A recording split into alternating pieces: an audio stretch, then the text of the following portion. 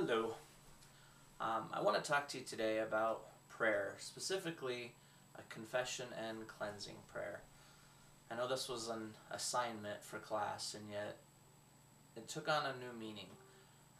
This morning I was kind of going through our list of the 7 deadly sins and the other handouts that were issued for week 3, and I kind of utilized them to try to figure out what a true cleansing prayer was and what it was for me. And there definitely is cleansing with a prayer of confession. So I want to talk about that today. When you have the 7 deadly sins, you grow up hearing about them, especially if you grow up in church, you hear about the 7 deadly sins. And there isn't a lot of understanding explained to what they are. I mean, you're told what they are, and it's a good guide because a lot of sin does come from those main sins. But it was a whole new process for me to be able to sit down and say, in fact, I'll go ahead and just be honest. Going through pride and seeing that out of the checklist here, I had 4 things that I could honestly say I was prideful about. I feel very blessed that nothing in envy struck me. And yet, in everything else that I truly was being held accountable for, in anger, and sloth, in greed, and gluttony, and lust.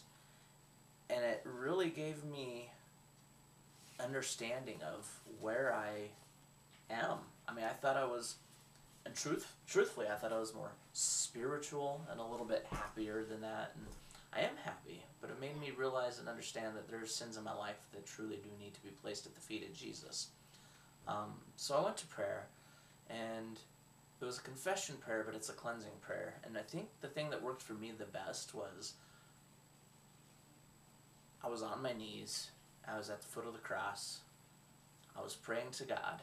I had emptied my mind previously, and I just went from the heart. And one of the things I noticed is sometimes when I've prayed in the past, it's like it's just a blank, foggy screen. And yet this time, when I was praying for specific sins in my life, I had the visualization of a stone. And that stone was that sin. And I placed it in a basket at Jesus' feet. And it was such a striking symbology for me that it really touched me, because every prayer, every sin that I confessed was another stone that I placed in the basket for Jesus. And I asked that I not pick it back up, because too often in our lives we will confess a sin and then we go back to where we confessed it and we'll pick it back up. We take it away with us. We carry that guilt. We keep that sin with us. And today I truly saw the sin placed into a basket, and I saw the lashes on Jesus' back, the holes in his wrists and his feet, the blood pouring down from the crown on his head, and he picked up my basket of sin, the stones, the weight, the pain, and he carried it for me. He took the pain of my sin, the pure hell that my sin caused, and took it freely. He loved me and still loves me that much, that I was able to give him my sin. And it will be a battle not to pick it back up, but the symbology of what I saw today, it was almost like a true vision. I gave it to Christ. Doesn't mean I won't stumble, doesn't mean I won't fall, doesn't mean I won't need to do this confession and cleansing prayer again.